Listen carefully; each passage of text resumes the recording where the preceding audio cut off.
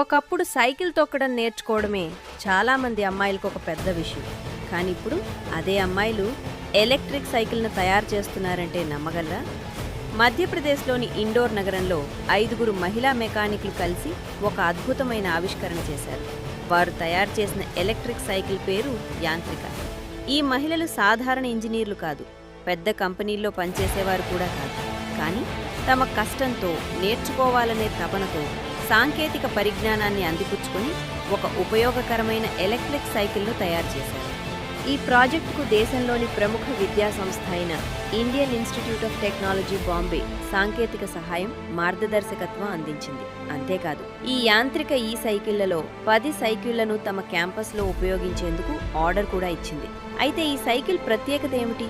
రోజూ పనికి వెళ్లే మహిళలు, కార్మికులు, విద్యార్థులు తక్కువ ఖర్చుతో సులభంగా ప్రయాణించేందుకు ఈ సైకిళ్లు రూపొందించారు. పెట్రోల్ అవసరం లేదు, కాలుష్యం ఉండదు, నిర్వహణ ఖర్చు కూడా చాలా తక్కువ.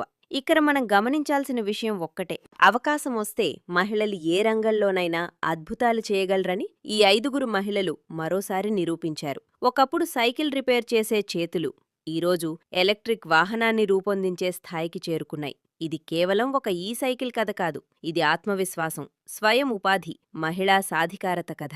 భారతదేశం నిజమైన అభివృద్ధి సాధించాలంటే ఇలాంటి ఆవిష్కరణలు గ్రామాల నుంచి, చిన్న పట్టణాల నుంచి మరింత ఎక్కువగా రావాలి. అవకాశం ఇస్తే మహిళలు ప్రయాణికులుగానే కాదు, మార్గాన్ని సృష్టించేవారిగా కూడా నిలుస్తారు.